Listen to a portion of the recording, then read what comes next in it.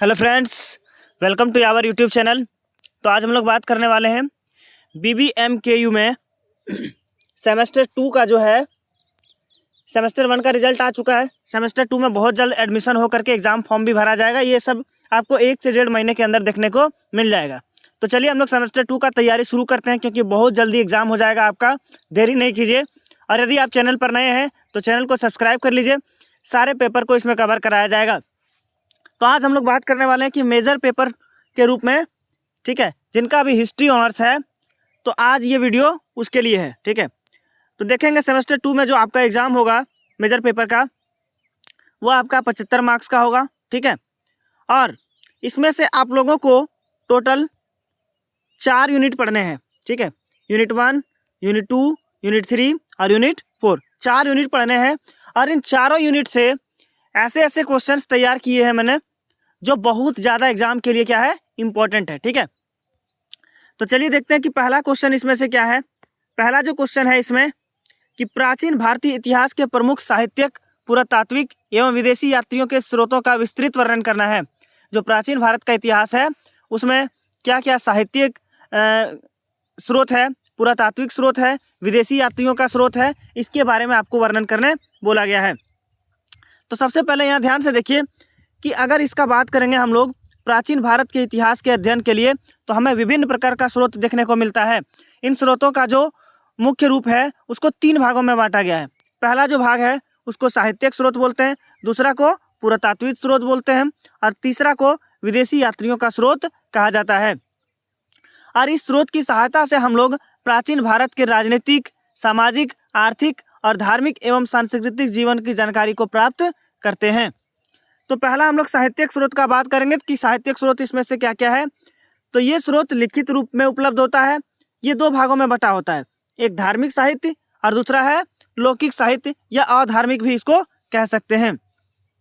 इसमें वे ग्रंथ आते हैं जिसका संबंध धर्म से, दर्शन से, आचार विचार तथा धार्मिक अनुष्ठानों से होता है, जैसे वेद, उपनिषद, ब्राह्मण ग्रंथ, आरण्यक, धर्मसूत्र, स्मृतियाँ, बौद्ध ग्रंथ, जैन ग्रंथ, ये सब जो है वो क्या है, धार्मिक साहित्यक है। और इसमें इतिहास के बारे में हम लोगों को पहले के बारे में पता चलता है। और धार्मिक भी कुछ साहित्यिक स्रोत है, जैसे अर्थशास्त्र, राजनीतिक शास्त्र, नीति शास्त्र, काव्य, नाटक, व्याकरण, रामायण, महाभारत, ये सभी, मनुस्मृति, ये सभी से भी हम लोगों को पता चलता है। साहित्यिक स्रोत के बाद हम लोग बात करेंगे पुरातात्विक स्रोत। तो पुरातात्विक स्रोत जो है वो खुदाई से प्राप्त होता है, भौतिक अवशेष पर आधारित होता है। इसमें हम लोग किसको किसको गिनते हैं, सिक्का हो गया, मोहर हो गया, शिलालेख हो गया, स्तंभ, मूर्तियां, भवनों के अवशेष, मिट्टी का बर्तन, ये सब जो है वो क्या है, पुरातात्विक स्रोत है। विदेशी यात्रियों का स्रोत क्या है, तो विदेशी यात्री जब यहाँ घूमने आए तो उन्होंने भी कुछ पुस्तकें लिखी। ठीक है, उससे हम लोगों को भारतीय इतिहास के बारे में पता चलता है। जैसे प्रमुख यात्री में मेगास्थनीज थे, यूनान के रहने वाले, फाहियान थे, चीन के रहने वाले, वेनसांग थे, चीन के रहने वाले, अल-बरूनी थे, अरबी के रहने वाले। तो ये सब यहाँ पर भारत जो है घूमने आए थे, यात्री के रूप में आए थे, लेकिन भारत के इतिहास के बारे में बहुत कुछ लिख करके ये चले गए। ठीक है, अगला निष्कर्ष देखिए। तो इन तीनों प्रकार के स्रोत से हम लोगों को जो भारत का इतिहास है उसका अध्ययन करने में बहुत ज़्यादा सहायता मिलता है। दूसरा क्वेश्चन है कि पुरापाषाण, मध्यपाषाण एवं नवपाषाण काल की प्रमुख विशेषताओं का तुलनात्मक अध्ययन करना है। ठीक है, तो अगर इन तीनों का अध्ययन करेंगे हम लोग, तो तीनों का अध्ययन किस किस आधार पर करेंगे, समझो। विशेषता किस किस विशेषता के आधार पर करेंगे, तो समय की अवधि के आधार पर। तो सबसे प्राचीन काल जो है वो पुरापाषाण काल है, मध्यकाल में मध्यपाषाण काल आता है, और जो नया नवीनतम प्रागैतिहासिक काल है उसको नवपाषाण काल कहा जाता है। मानव स्वरूप का बात करेंगे तो इसमें आदमी जो है आदि मानव के रूप में रहता था, शारीरिक रूप से उतना विकसित नहीं था, अर्ध विकसित मानव होता था ये। और ये जो नवपाषाण काल में है स्थायी कृषि एवं कृषि जीवन की ओर आगे बढ़ चुके थे यहाँ पर। इसके अलावा खान पान का बात करेंगे तो जो यहाँ देखिए, जो खान पान का बात करेंगे तो ये लोग कच्चा मांस, कंदमूल, फल तथा शिकार पर निर्भर होता था। ये लोग भी शिकार, मछली पकड़ना, अन्य फल इत्यादि का उपयोग करता था। और ये लोग कृषि, पशुपालन, खाद्य उत्पादन का विकास ये लोग कर चुके थे, सीख चुके थे। जीवन शैली का बात करेंगे, देखिए ये लोग घुमंतु जीवन जीता था, शिकारी जीवन जीता था, लेकिन ये लोग थोड़ा थोड़ा अर्धस्थायी जीवन जीने लगा था और यहाँ पूरी तरह से ये लोग स्थायी रूप से निवास करके रहने लगे थे। औजार का बात करेंगे तो पाषाण काल में के बने औजार जो थे सरल औजार थे, जो हैंड एक्स हो गया, चोपर हो गया, लेकिन मध्य आकार में जो औजार है वो माइक्रोलिथ हो गया। औजार का आकार थोड़ा क्या हो गया, छोटा हो गया। देखिए इसमें से क्या क्या तुलना किया, इसको एक बार पढ़ लीजिएगा आप। निष्कर्ष का बात करेंगे तो इस प्रकार पूरा पाषाण काल जो है मानव के शिकारी एवं संग्रहकर्ता जीवन से प्रारंभ होकर मध्य पाषाण काल में अर्धस्थायी बन गया और धीरे धीरे विकास करके ये किधर बढ़ गया, नव पाषाण काल में, जहाँ पर कृषि करने लगा, खेती करने लगा, पशुपालन करने लगा, स्थायी जीवन जीने लगा और स्थापना के साथ साथ मानव सभ्यता का भी गठन इन्होंने कर लिया। तीसरा नंबर प्रश्न देखेंगे, हड़प्पा सभ्यता की उत्पत्ति, विस्तार एवं प्रमुख विशेषताओं का वर्णन कीजिए। ठीक है, तो हड़प्पा सभ्यता का उत्पत्ति का बात करेंगे हम लोग तो हड़प्पा सभ्यता जिसे सिंधु घाटी सभ्यता भी हम लोग कहते हैं, विश्व की प्राचीनतम नगर सभ्यताओं में से एक है। याद रखिएगा, हड़प्पा सभ्यता जो था वो नगरीय सभ्यता था, ग्रामीण सभ्यता नहीं था। इसकी उत्पत्ति लगभग 3300 ईसा पूर्व से 1300 ईसा पूर्व के मध्य मानी जाती है। यह सभ्यता सिंधु नदी और उसकी सहायक नदियों के किनारे विकसित हुई। यह सभ्यता का नाम इसके प्रमुख स्थल हड़प्पा, जो वर्तमान पाकिस्तान में है, और मोहनजोदाड़ो, ये भी पाकिस्तान में है, से लिया गया है। इसके अलावा इसका विस्तार का बात करेंगे तो विस्तार कहाँ से कहाँ तक ये फैला हुआ है, तो हड़प्पा सभ्यता का विस्तार अत्यधिक विशाल था, बहुत ज़्यादा दूर तक फैला था। यह सभ्यता वर्तमान पाकिस्तान के सिंध, पंजाब से बलूचिस्तान, हरियाणा, राजस्थान, गुजरात, उत्तर प्रदेश के पश्चिमी भाग तथा पश्चिमी भारत के कुछ हिस्सों तक भी ये फैला हुआ था। इसका जो प्रमुख केंद्र है पाकिस्तान में हड़प्पा, मोहनजोदड़ो, कोटदीजी, चन्नोदड़ो, और भारत में जो प्रमुख स्थल है इसका लोथल, कालीबंगा, राखीगढ़ी, धोलावीरा, ये सब जो है वो भारत में है। अगला देखेंगे, इसका प्रमुख विशेषता का बात करेंगे तो ये नगर नियोजन का व्यवस्था था। यहाँ पर हड़प्पा सभ्यता के नगर योजनाबद्ध तरीके से बने थे। सड़कें एकदम सीधी बनी थी, समकोण पर काटता था। मकान जो है वो पक्की ईंटों से बने थे और घरों में जल निकासी का भी उत्तम व्यवस्था बना हुआ था। इसके अलावा समृद्ध नगरीय जीवन भी था वहाँ पर, जैसे बड़े नगर और सुव्यवस्थित थे। यहाँ अनाज रखने के लिए बड़े बड़े अनाज भंडार बनाए गए थे। इसके अलावा स्नानागार भी था, सार्वजनिक भवन भी बनाए गए थे। आर्थिक व्यवस्था भी बहुत अच्छा था यहाँ, खेती, पशुपालन, कुम्हार, धातु शिल्प, कलाकारी, मनकों का निर्माण, व्यापार तथा मुख्य आर्थिक गतिविधियाँ भी यहाँ देखने को मिलता था। धार्मिक जीवन भी था यहाँ पर, मातृदेवी यहाँ का जो होता था मुख्य रूप से पूजा होता था। इसके अलावा पशुपति का भी पूजा किया जाता था, जो धार्मिक आस्था और अनुष्ठानों की ओर संकेत करता है। इसके अलावा चौथा नंबर प्रश्न देखेंगे कि हड़प्पा सभ्यता के नगर नियोजन, सामाजिक जीवन और आर्थिक व्यवस्था, धार्मिक जीवन का विवेचना करना है। तो इसका नगर नियोजन तो अभी हम लोग पढ़े। हड़प्पा सभ्यता के लोग अत्यंत योजनाबद्ध थे, मतलब ये लोग बहुत अच्छे तरीके से सब चीज़ को डिजाइन करके क्या किया जाता था, घर उर बनाया था। वहाँ पर सुव्यवस्थित नगरों का निर्माण करते थे। नगर आमतौर पर आयताकार या वर्गाकार रूप में बना होता था। नगर दो भागों में विभाजित होता था, जो भी नगर होता था, एक ऊंचा भाग और एक निचला भाग। मुख्य सड़कें जो थी एक दूसरे को समकोण काटती थी, एकदम सीधा रास्ता बना होता था, जिससे नगर का नियोजन जालीनुमा प्रतीत होता था। सड़कों के किनारे पक्के मकान, नालियों और कुछ कुएं बने होते थे। नलियों की पक्की व्यवस्था जल निकासी के अत्यंत उन्नत ज्ञान को दर्शाती है।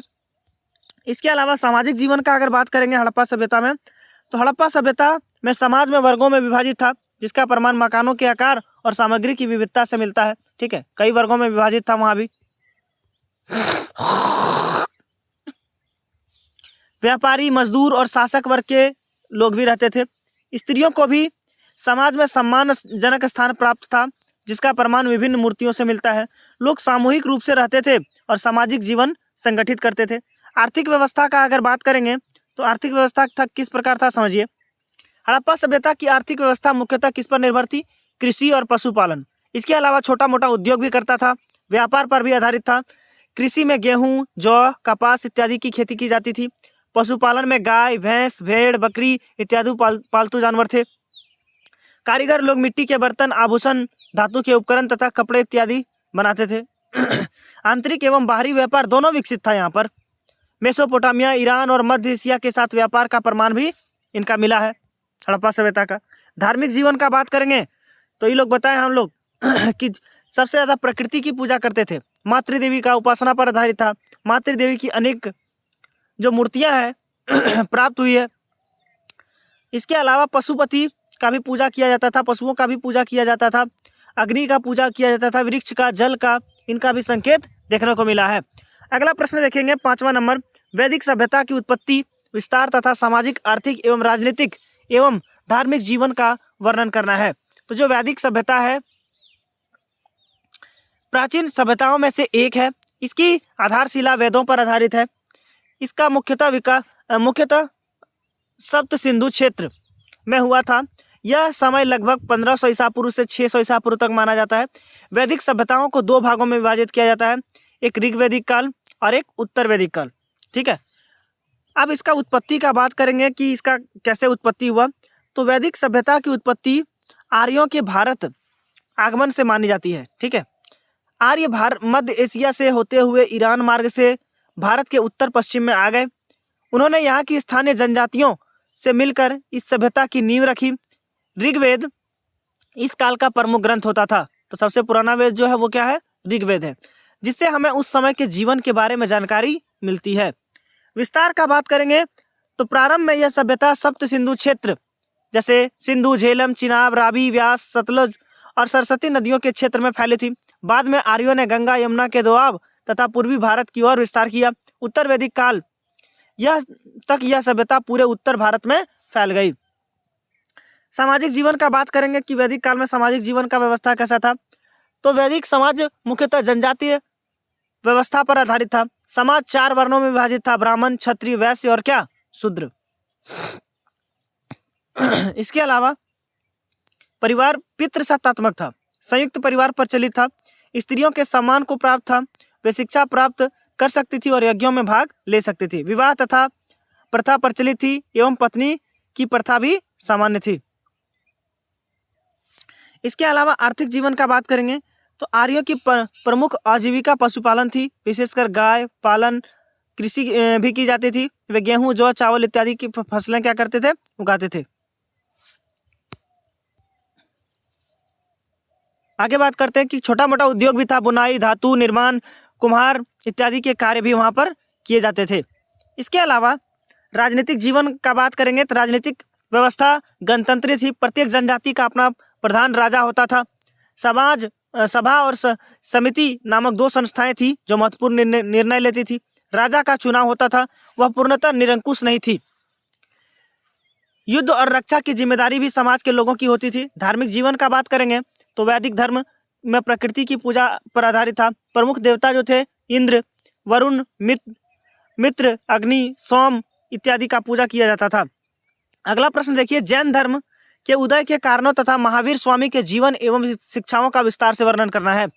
जैन धर्म और महावीर स्वामी दोनों के बारे में। ठीक है, तो जैन धर्म भारत के प्राचीन धर्मों में से भी एक माना जाता है। इसका प्रमुख उद्देश्य मनुष्य को अहिंसा, सत्य और आत्मसंयम के माध्यम से मोक्ष की प्राप्ति का मार्ग बताना था। 6ठी शताब्दी ईसा पूर्व में जैन धर्म का व्यापक विकास हुआ। इसके 24वें तीर्थकर जो थे वो महावीर स्वामी थे। ठीक है, और जो पहला तीर्थकर था उसका नाम था पार्श्वनाथ। क्या था? पार्श्वनाथ। आगे देखिए, जैन धर्म के उदय का कारण क्या है? तो कर्म कांडों पर आधारित, जैसे वैदिक धर्म में जटिल यज्ञ होता था, कर्म कांड बताए गए थे, बढ़ गए थे। जाति व्यवस्था, समाज में जातिगत भेदभाव बढ़ रहा था और इन सब को देखते हुए जैन धर्म जो है वो बहुत ज़्यादा विकसित हुआ। महंगे यज्ञ कराए जाते थे। सामान्य लोगों के लिए बड़े बड़े यज्ञ कराना क्या होता था? कठिन होता था। ब्राह्मणों का बढ़ता प्रभाव, ठीक है, धार्मिक जीवन में पुरोहित वर्ग का प्रभाव अधिक हो गया था। सरल धर्म की आवश्यकता था यहाँ पर लोगों को। ऐसा धर्म लोग चाहते थे जिसको आसानी से अपना सके। अहिंसा का भावना, ठीक है, पशु बलि दिया जाता था और हिंसा के विरुद्ध में लोगों को झुकना पड़ता था। इसके अलावा जब महावीर स्वामी का आगमन हुआ 24वें तीर्थकर के रूप में जैन धर्म में, तो इनका जन्म जो है वो कुंडल ग्राम में हुआ था। उनके पिता का नाम सिद्धार्थ था और माता का नाम त्रिशला था। उनका बचपन का नाम वर्धमान था। लगभग 30 वर्ष की आयु में उन्होंने घर को क्या किया था? त्याग दिया था। उन्होंने 12 वर्ष तक कठोर तपस्या की। तपस्या के बाद उन्हें केवल ज्ञान प्राप्त हुआ और वे महावीर कहलाए। उन्होंने अपने उपदेशों के माध्यम से जैन धर्म का व्यापक प्रचार किया। लगभग 72 वर्ष की आयु में पावापुरी में उनका निर्वाण हो गया। और इसके अलावा महावीर स्वामी का प्रमुख शिक्षाएं का बात करेंगे तो ये कौन कौन सा शिक्षा देते थे? अहिंसा का शिक्षा देते थे, ठीक है, सत्य का शिक्षा देते थे, अस्तेय का शिक्षा देते थे, अपरिग्रह का शिक्षा देते थे और ब्रह्मचर्य का शिक्षा देते थे। त्रिरत्न यहाँ पर चलता था। जैन धर्म में मोक्ष प्राप्ति के लिए त्रिरत्न को महत्वपूर्ण माना गया था, ठीक है।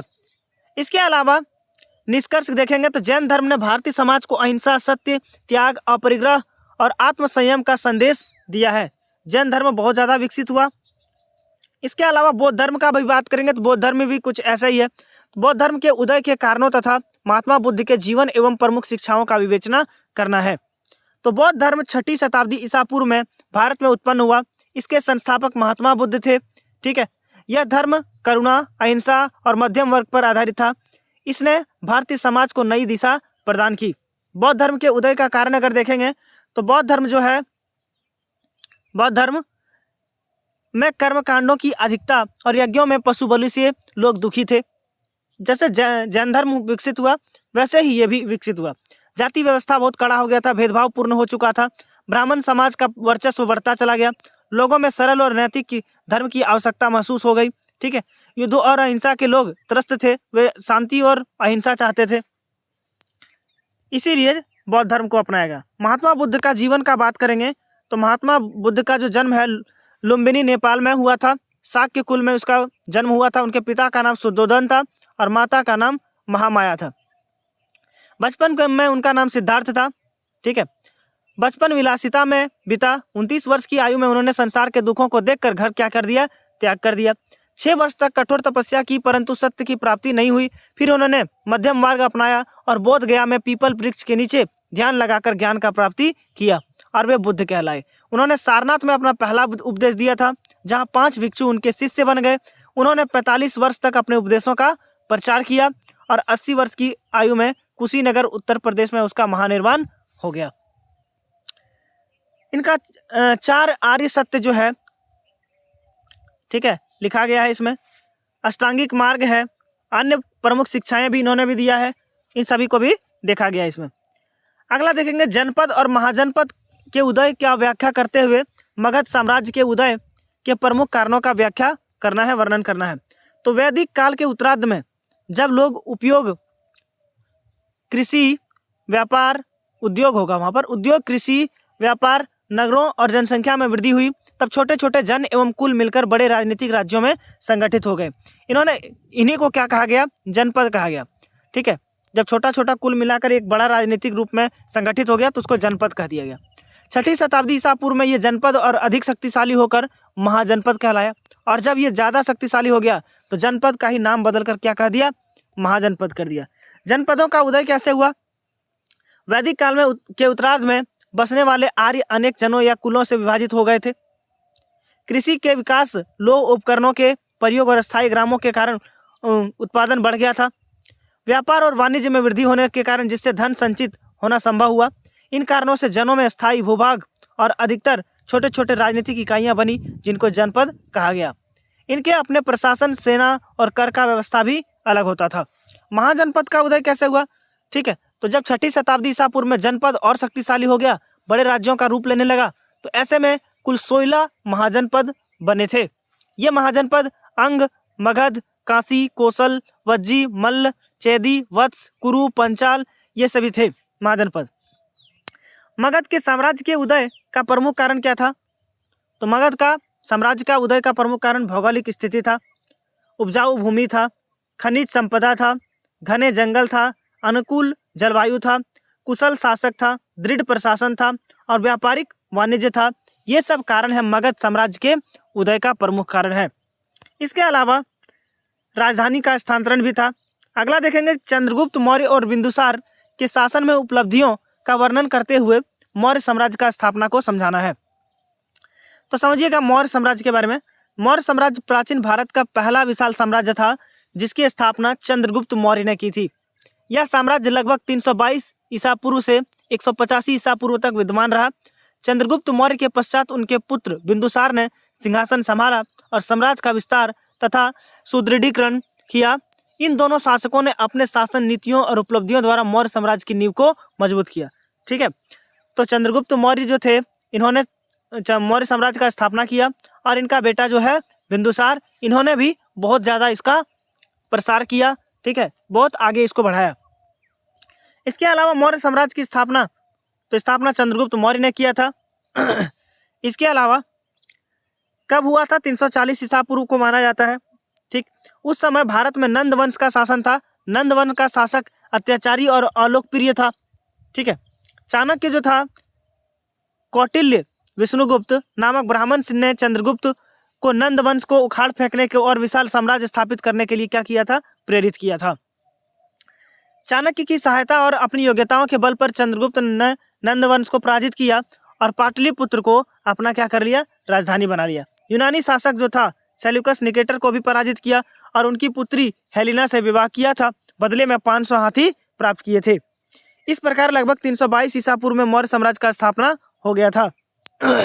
इसके अलावा चंद्रगुप्त मौर्य के शासन एवं उपलब्धि का बात करेंगे तो शासन व्यवस्था जो चलता था वहाँ पर इन्होंने संगठित और केंद्रीकृत शासन व्यवस्था की स्थापना की थी। संपूर्ण साम्राज्य को प्रांतों में बांटा गया था जिन पर कुमार, राजकुमार या आर्यपुत्र शासक नियुक्त किए जाते थे। कौटिल्य के अर्थशास्त्र में प्रशासन, कर व्यवस्था, न्याय व्यवस्था और सेना की विस्तृत जानकारी मिलती है। प्रमुख उपलब्धि भी प्राप्त था इनको। नंदवंश का अंत किया था इन्होंने, मौर्य साम्राज्य का स्थापना किया था, उत्तर पश्चिम भारत में यूनानी प्रभाव को क्या किया था? समाप्त किया था। एक विशाल और शक्तिशाली साम्राज्य का नींव रखा था। कृषि, व्यापार और उद्योग को बढ़ावा दिया था। प्रजा की सुरक्षा और कल्याण के लिए इन्होंने अनेक नीतियां भी बनाई थी। सम्राट अशोक के जीवन की उपलब्धियों एवं धम्म की अवधारणा का विस्तार से वर्णन करना है। सम्राट अशोक के बारे में पढ़ना है। तो जब मौर्य वंश के अशोक जो थे वो मौर्य वंश के तृतीय शासक थे। वे बिंदुसार के पुत्र थे, चंद्रगुप्त मौर्य के पौत्र थे। इनका जन्म लगभग 304 ईसा पूर्व का माना जाता है। सिंहासन पर उनका राज्यरोहण लगभग 268 ईसा पूर्व में हुआ था। प्रारंभ में वे बहुत क्रूर और महत्वाकांक्षी थे। उन्होंने अपने भाइयों के साथ संघर्ष कर सत्ता प्राप्त की। कलिंग युद्ध उनके जीवन का महत्वपूर्ण मोड़ सिद्ध माना गया है। इस युद्ध की विभीषिका देखकर अशोक के हृदय में करुणा उत्पन्न हुई और उन्होंने हिंसा का क्या कर दिया? त्याग कर दिया और धर्म के मार्ग को क्या कर लिया? अपना लिया। अशोक का निधन 232 ईसा पूर्व में हो गया था। इनके महान उपलब्धि का बात करेंगे सम्राट अशोक का, तो ये साम्राज्य का विस्तार इन्होंने किया। इसके अलावा कलिंग युद्ध में विजय पाया, प्रशासनिक व्यवस्था को बहुत आगे बढ़ाया, लोक कल्याण के लिए बहुत सारा कार्य किए इन्होंने। सड़क का निर्माण किया, खुदाई किया, कुआं का खुदाई किया, वृक्ष रोपण किया, पशु चिकित्सा लाया, मनुष्य एवं पशुओं के लिए चिकित्सा की व्यवस्था कराया। धार्मिक सहिष्णुता को भी बहुत ज़्यादा बढ़ावा दिया इन्होंने। ठीक है, जैन धर्म, बौद्ध धर्म सभी को समान भाव में रखते थे, ये किसी में भेदभाव को नहीं मानते थे। शिलालेखों की स्थापना जो है इन्होंने बहुत ज़्यादा किया, बहुत ज़्यादा शिलालेख लिखवाए। इसके अलावा अंतर्राष्ट्रीय संबंध भी देखा गया, धर्म की अवधारणा को भी देखा गया। आगे देखेंगे मौर्य साम्राज्य की प्रमुख विशेषताओं का वर्णन करना है। तो मौर्य साम्राज्य का अगर विशेषता करेंगे, प्रमुख विशेषता का बात करेंगे तो ये केंद्रीकृत शासन व्यवस्था था यहाँ पर। ठीक है, सम्राट जो राजा होता था राज्य का सर्वोच्च शासक था तथा समस्त प्रशासन के अधीन संचालित होता था। सुचारू प्रशासनिक ढांचा था यहाँ पर। ठीक है, गांवों में बांटा गया था, जिलों में बांटा गया था, प्रांतों में बांटा गया था। प्रांतीय स्तर पर कुमार या आर्यपुत्र तथा स्थानीय स्तर पर अधिकारियों की नियुक्ति की जाती थी वहाँ का शासन चलाने के लिए। मंत्री परिषद की भूमिका होती थी, वहाँ पर मंत्रियों को चुना जाता था। विभागीय व्यवस्था था, कोष विभाग, आयकर विभाग, सिंचाई विभाग, खनन विभाग, ठीक है, वन विभाग, शस्त्रागार, कई विभागों में शासन को वहाँ पर क्या किया था? बांटा गया था। अधिकारियों की नियुक्ति की जाती थी और योग्य और अनुभवी अधिकारियों को ही चुना जाता था। गुप्तचर का प्रणाली भी था वहाँ पर, गुप्तचर व्यवस्था भी था, न्याय व्यवस्था भी था। इसके अलावा जन कल्याणकारी कार्य भी वहाँ पर थे। मौर्य साम्राज्य के पतन का कारण क्या हो गया? कारण था उत्तराधिकारी संबंधी समस्या। ठीक है, अशोक के बाद योग्य उत्तराधिकारी का अभाव रहा, ऐसा राजा नहीं रहा, जिस कारण से वो धीरे धीरे क्या होने लगा? नष्ट होने लगा। प्रशासन जो है वो धीरे धीरे कमजोर पड़ गया वहाँ का। इसके अलावा आर्थिक कठिनाइयाँ देखने को मिली, निरंतर लगातार युद्ध होने के कारण। ठीक है, महंगे निर्माण कार्य कराने लगे, जिसके कारण आर्थिक व्यवस्था धीरे धीरे कमजोर होती गई। प्रांतीय शासकों की स्वतंत्रता की प्रवृत्ति भी थी। दूर दराज के प्रांतीय शासक स्वतंत्र होने लगे एवं केंद्र की शक्ति क्या होने लगी, कम होने लगी। सैन्य शक्ति का ह्रास हुआ, सैनिक शक्ति धीरे धीरे कम होने लगा। जन समर्थन का अभाव था, वहां पर बाहरी आक्रमण होने लगा, धर्म नीतियों का प्रभाव पड़ा, विशाल साम्राज्य देखने को मिला। इसके अलावा प्राकृतिक कारक भी इसका बहुत सारा है। मौर्योत्तर काल में शुंग, कुषाण और सातवाहन वंशों में राजनीतिक एवं सांस्कृतिक योगदान का वर्णन करना है। देखते हैं कि मौर्य साम्राज्य के पतन 185 ईस्वी पूर्व में के बाद भारत में विभिन्न क्षेत्रों में अनेक वंशों का उदय हुआ। इनमें से शुंग, कुषाण और सातवाहन वंश प्रमुख थे। इन वंशों ने न केवल राजनीतिक स्थिरता प्रदान की, बल्कि भारतीय संस्कृति, कला, धर्म, व्यापार और साम्राज्य के विकास में महत्वपूर्ण योगदान दिया। शुंग वंश का स्थापना 185 ईसा पूर्व में हुआ और 73 ईसा पूर्व तक चला। ठीक है। पुष्य मित्र शुंग ने मौर्य वंश के अंतिम शासक बृहदत्त की हत्या कर शुंग वंश का स्थापना किया। इस वंश की राजधानी पाटलिपुत्र थी। पुष्य मित्र शुंग ने यवन आक्रमणों को पराजित कर उत्तर पश्चिमी भारतों का क्या किया, रक्षा किया। शुंग शासकों ने प्रशासनों को सुचारू रूप से चलाया और साम्राज्य को स्थिरता प्रदान की। इसके अलावा सांस्कृतिक योगदान भी था। इस काल में ब्राह्मण धर्म, ठीक है, पुनरुत्थान, सांस्कृतिक साहित्य का विकास हुआ यहाँ पर। ठीक है। महाभाष्य, कनाद के ग्रंथों का रचना भी किया गया इसमें। कुषाण वंश में भी यही है। ठीक, राजनीतिक योगदान, सांस्कृतिक योगदान, सातवाहन शासन में भी। ठीक है। सुनिए, जिनको भी ये PDF चाहिए, इंपॉर्टेंट PDF, वो मेरे कॉन्टैक्ट नंबर पर मैसेज कीजिएगा। ये PDF आपको प्रोवाइड करवा दिया जाएगा। और किसी भी पेपर का आपको, ठीक है, बहुत पसंद आएगा ये कंटेंट मेरा, और ये एग्जाम में बहुत अच्छे से मैच करेगा, भरोसा कीजिए मेरा। ठीक है। और जिनको भी PDF चाहिए मेरे नंबर पे मैसेज कीजिएगा और चैनल को सब्सक्राइब कर दीजिएगा। बहुत बहुत धन्यवाद। और भी 1-2 क्वेश्चन है इसमें, ठीक है, लेकिन बहुत ज़्यादा लंबा वीडियो हो जाएगा। आपको PDF प्रोवाइड करा दिया जाएगा। संगम युग की राजनीतिक, सामाजिक, आर्थिक एवं सांस्कृतिक स्थिति का वर्णन करना है। ठीक है। इसके अलावा गुप्त वंश की उत्पत्ति एवं प्रमुख शासकों का चंद्रगुप्त प्रथम, समुद्रगुप्त एवं चंद्रगुप्त द्वितीय की उपलब्धियों का वर्णन करना है। और एक प्रश्न है, गुप्तकालीन कला, स्थापत्य, मूर्तिकला, चित्रकला, साहित्य, धर्म एवं विज्ञान के प्रमुख विकास का विस्तृत वर्णन करना है। तो बस इतना ही है क्वेश्चन। इसमें 15 क्वेश्चन और 15 क्वेश्चन इंपॉर्टेंट है आपके लिए। इससे बाहर आपका एग्जाम में क्वेश्चन नहीं जाएगा, विश्वास कीजिए। और चैनल को ज़्यादा से ज़्यादा सब्सक्राइब कीजिए और शेयर कीजिए अपने दोस्तों तक।